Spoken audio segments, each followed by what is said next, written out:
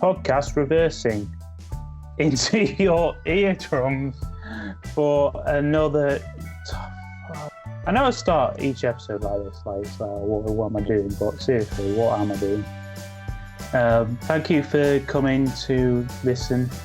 You clicked on that button, didn't you? And here you are, having a good old listen to those suggestions in the wardrobe.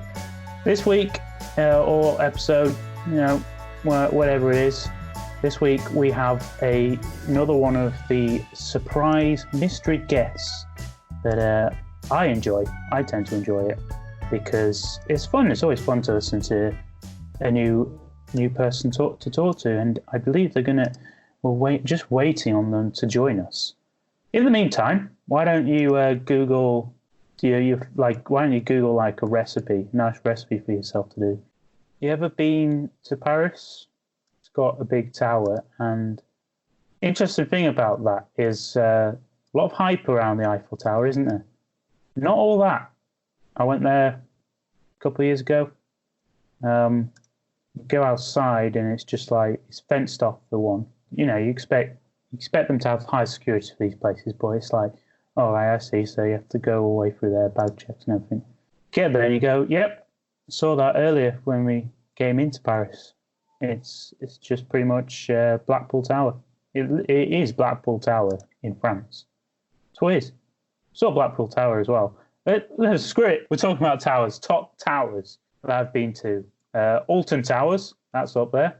Tower of London, not been there, so can't say. But Eiffel Tower, as I said, is in my bottom. Blackpool Tower, I saw it after doing a night ride where I rode from Manchester to Blackpool. Set off at midnight, got there about 6 a.m, just as the sun was rising. All for BHF, British Heart Foundation. My opinion of Blackpool Tower was basically trying not to throw up. I would put it down as one of my top towers because I could see it from miles away while cycling and thinking, I'm almost there. Please get me there. So that's the tower, or that one. Leaning Tower of Pisa, can't tell you because, again, not visited. But correct me if I'm wrong here, didn't someone design it? I think someone designed it purposely to be dodgy, didn't they? So they could. Or was it just really bad architecture? And now it's one of the things that... Oh! Hello. Hello. Someone has entered the wardrobe. Figurative wardrobe, possibly, but maybe not. Let's find out. Hello, who's there? Hi, I'm Abdil. My name's Abdil. Abdul. Nice to meet you. Great to meet you. I believe your name is Dan. Is that right? That's right, yeah. How are you? I'm good, man. I'm sorry, I'm not actually in a wardrobe. My apartment doesn't have a wardrobe, but I'm in my bedroom, which I sort of treat like a wardrobe, so I think this may qualify. How come you treat your bedroom like a wardrobe? What's the features of it that makes it? Is it just clothes everywhere? Pretty much, yeah. I'm not exactly neat, I suppose. So tell me more about yourself. What do you do? I work. It's not particularly interesting. I work in finance. I work in tax, and I balance that with studying towards professional qualification. And I'm just studying now because we've been furloughed.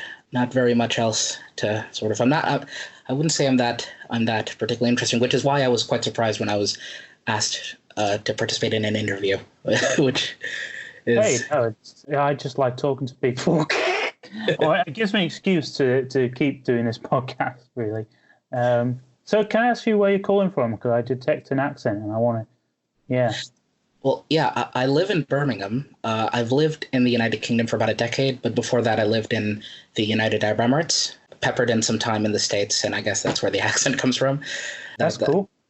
I haven't really. I lived in Sheffield for close to a decade. I didn't really acquire the accent. So you're in Sheffield now? No, I'm in Birmingham now. Oh, okay. Yeah. So what brought you to the UK then? I moved when I was 15. I moved with my mom. My parents went through a pretty acrimonious divorce, and I was sort of hauled into the country like luggage, I guess. And so you came to... Wait, so where did you first come to? Which city did you first come to? Sheffield. And I've sort of been there up until about September. That's cool. I like Sheffield. I've been to Sheffield many times. Yeah, it's kind of local city to where I grew up. I don't know if you know it. It's the Peak District area, Hope Valley. Yeah, I'm Yeah, familiar. Yeah. all the Well, caves and stuff. Yeah. yeah. So, what did you study in Sheffield then? Well, actually, I went to Leeds for my undergraduate years. I studied history and philosophy there, and I then came back to Sheffield and studied management. That's cool. Not particularly. It's not It's particularly not. cool. No. Yeah. What kind of thing did it involve? The management program. Well, Yeah. mostly just sort of not strangling people, I guess. It was really, really anxiety inducing. A lot of the modules required my sort of working in a group, and unfortunately, this almost invariably led to my doing most of the work. And yeah, it was really stressful. And I registered several complaints with the universities, and I was mostly ignored. Oh dear. Which was really great.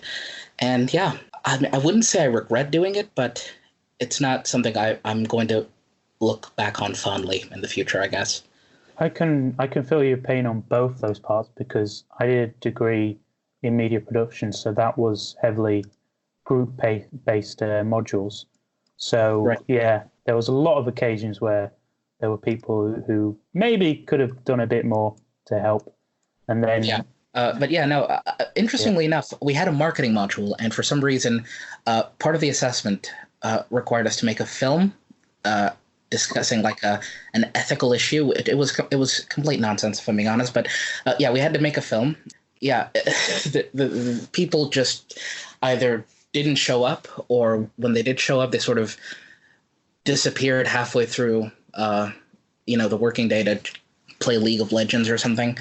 And then once I completed the film, we had like this sort of peer assessment thing, which allowed us to allocate additional marks to people who contributed more than others, or take away marks from people who didn't really do as much work. And I think one of the people in my group I met maybe twice, and he legitimately argued for his receiving about a 7% increase. Yeah, that's where the whole not trying to strangle people comes in. oh dear. Yeah. You have to want. I can understand why. Well, I can't really understand, but I get why there's quite a few people in the degree I did that doss about, because to be honest with you, it's a subject where a lot of people just go, screw it, I'll do that because it sounds easy. Then they get there and realize they actually have to do work, and then they're like, oh, whoops. And then what's annoying is it's a group-based project, so just do your bit. Like, even if you just do minimal, it's like, okay, well, at least you're there. But yeah, like you say, people just for some reason weren't trying. I find it weird though, for like the degree you did, that people are doing that. Like, it seems more. It is a bizarre misconception. I felt the same way until I joined the program. People who study business are functionally illiterate for the most part. Yeah. Oh dear. It's not a great reflection of the discipline, if I'm being honest. Yeah, or perhaps it might be because of the sort of the university's standing, I guess. I don't know. Either way, it wasn't really a pleasant experience, and I'm very glad I've washed my hands of it. And I still get emails from the management school alumni network asking me to come in and put them in my will and give them a gift upon my passing, which certainly will not be happening. I feel your pain with the complaints though, because I currently am actually complaining for a master's I did the other year. So yeah, and the whole procedure is not fun. I don't know how it is for you, but it's like very lengthy and not too well run. I can sympathize. Were you allocated like a personal tutor? Yeah, of sorts. Yeah. Mine basically ignored my emails, and like they have this sort of administrative hub that deals with this sort of stuff, and they basically just told me to soldier through, I guess. Eventually I had to complain to the vice chancellor, and that really sort of worked, I guess. That what happened was I spent a lot of time on these modules, and I ended up submitting other modules quite late because of that. You have orchestrated a circus of a program, and I didn't use the word demand, but I sort of intimated that.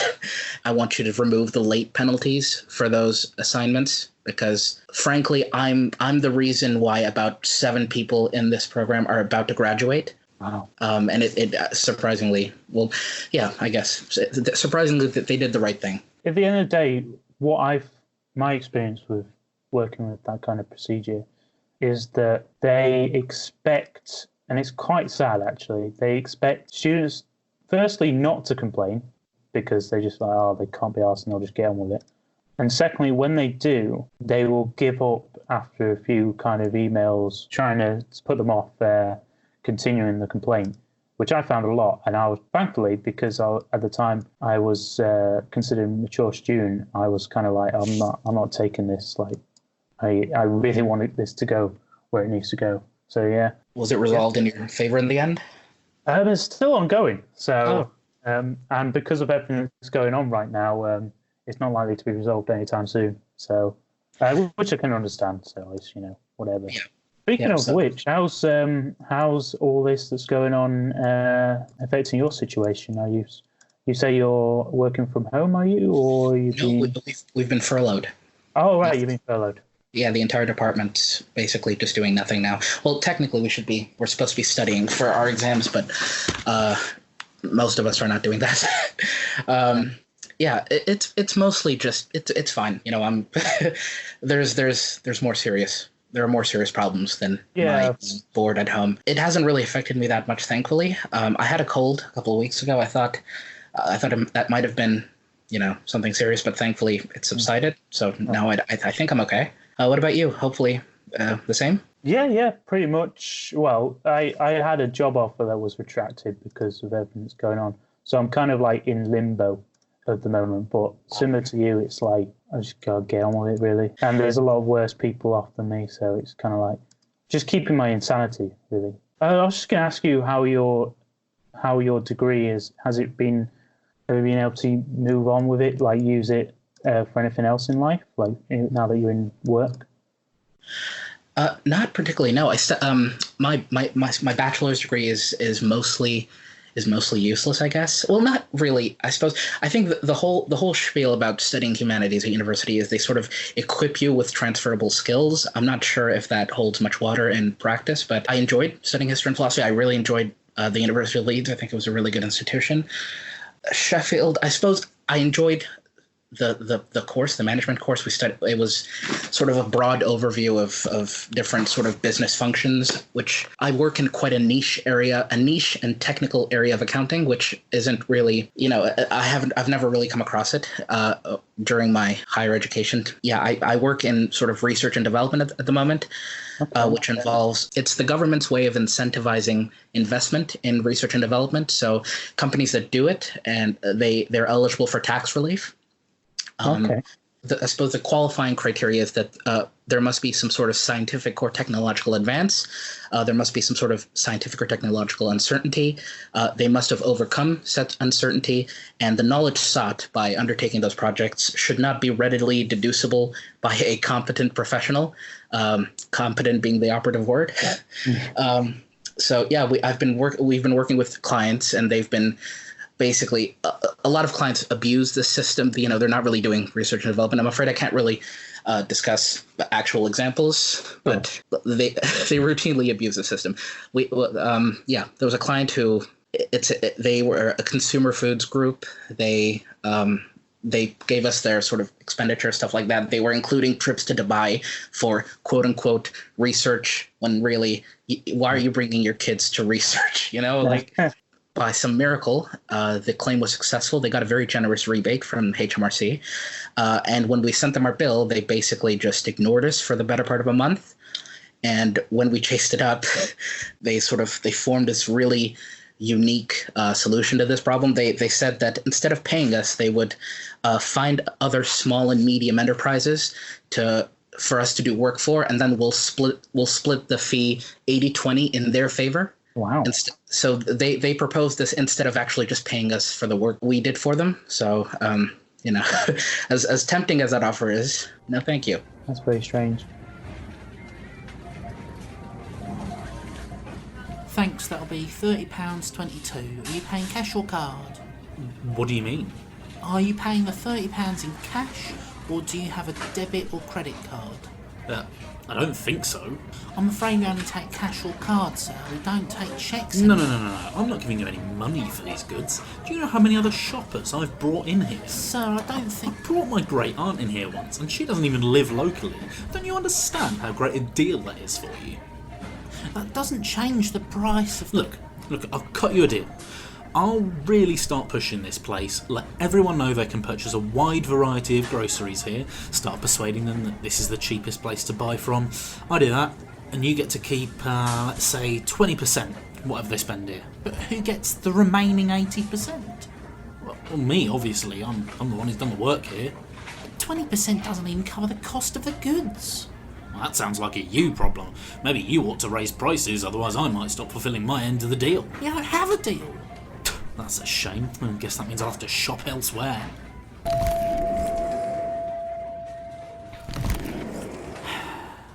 Can we get a petty thief to check out number 2, please? I really can't be bothered to put all this merchandise back. So are there any hobbies that you're doing whilst you're trying to fight boredom at the moment? I don't know how this has happened, but I've sort of gotten into like boxing for some reason. I had no real interest in this. I had very little to no interest in the sport, a few months ago, and now I'm just reading books about it and watching documentaries. I don't know how it's happened. I don't know why it's happened, but I'm into boxing now. Were you actually participating in it? Oh no! Oh God, no! No, you just watched it. Pretty much just a spectator. I don't have the the physique necessary to really participate in any way. Beyond that, nothing really. Just today I watched this really interesting documentary on a boxer from the 90s who, well, this isn't really related to boxing. It's more to do with just general insanity, I guess. Yeah. He was an up and coming heavyweight boxer in the 90s.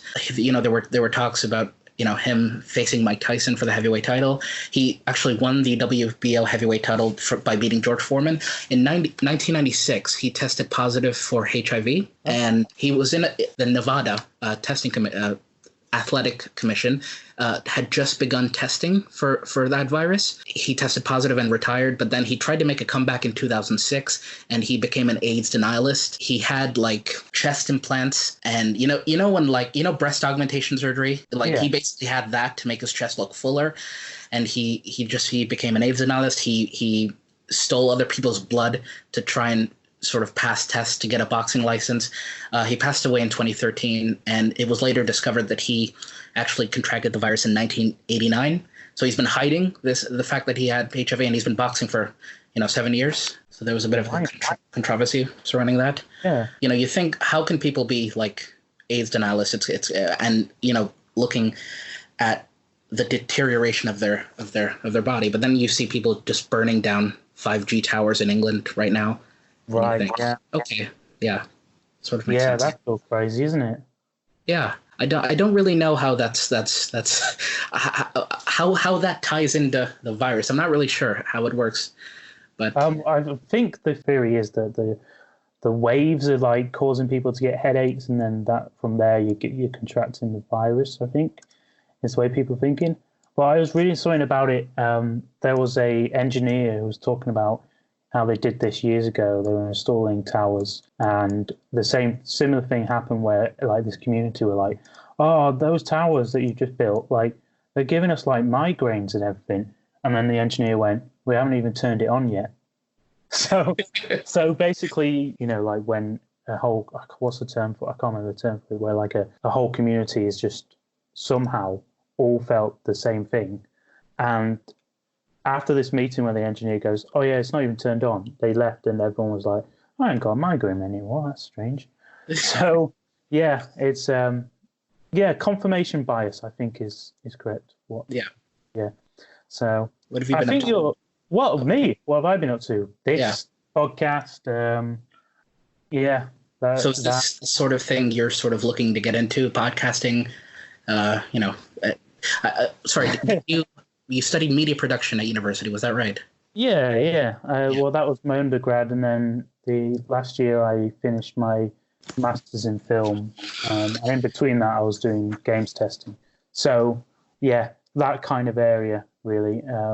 So I've always had an interest in it. It's just that I feel like this is just more of a passion project kind of thing. I don't really put enough hours into it for it to really ever take off more than that.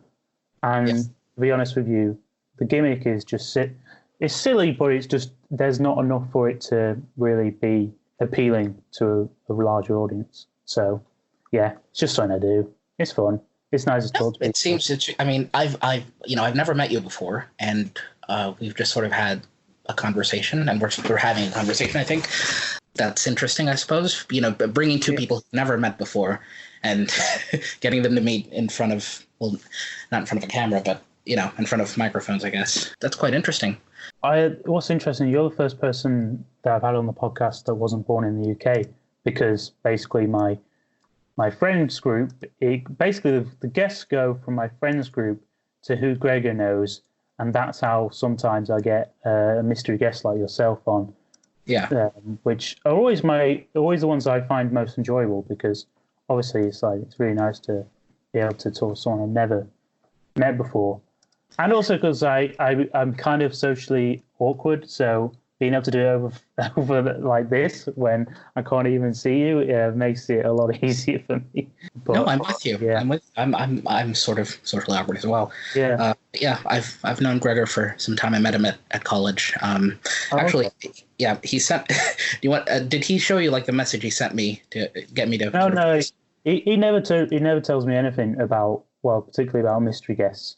Yeah. Would you like to hear the message? Sure. Sure. Yeah, I think it really sort of demonstrates the informality of our friendship.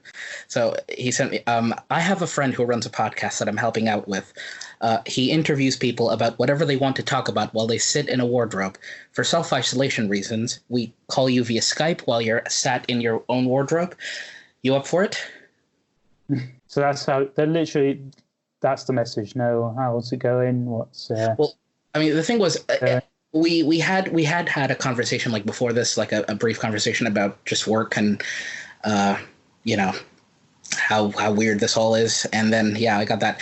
Yeah, I'm hoping I get more messages like this from other people. I appreciate it. Yeah, it's been really good. Before I sort of initially when I was quite young, I wanted to sort of go into films. I quite like films, but I'd initially wanted to go to film school for my bachelor's degree, and my family were not having any of it. They wanted me to go to law school. So I'd like to think that studying history and philosophy was a compromise, because it's not something as profoundly soul-destroying as law, I guess, and it's sort of art adjacent, I guess. Yeah, absolutely. Originally, I was going to ask you, because you, like I said, you're the first person on a podcast not born in this country. What's your initial feelings like compared to where you grew up about the UK? Because I'm always interested in how people perceive it. The very first thing I noticed was very, very green, I guess.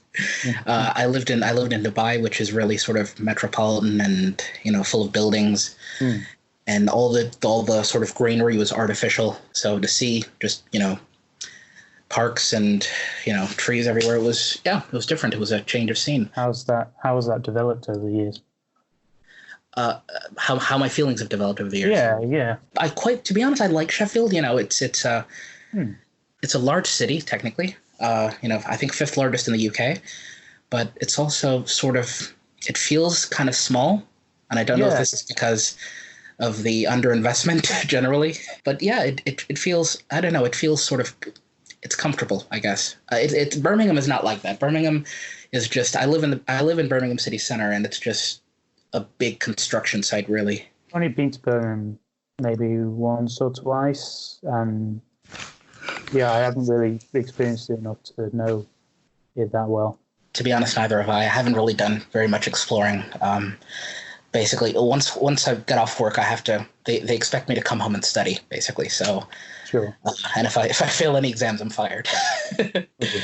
I like the UK generally. Honestly, to a point, there isn't that much in the way of differences between, because everyone in the United Arab Emirates is sort of really, it's becoming more westernized. People they're interested in the same stuff generally.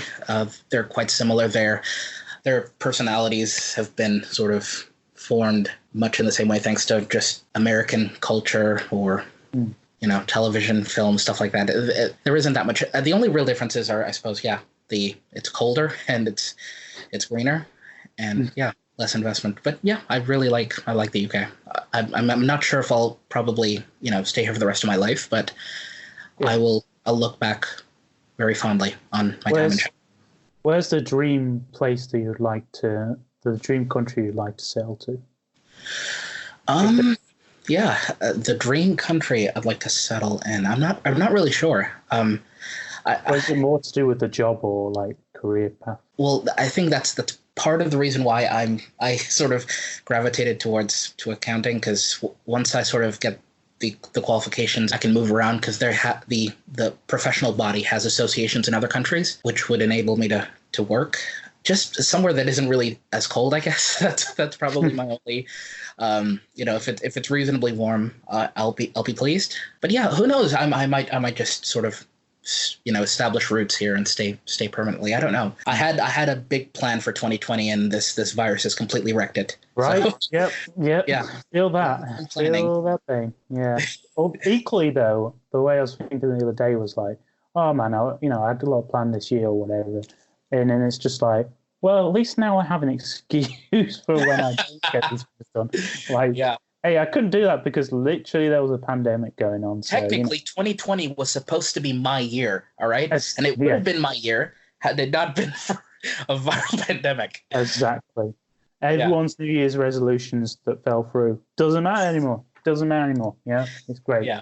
Is there anything you would like to plug or discuss as we head towards the end? No, I don't really have anything to plug. I don't.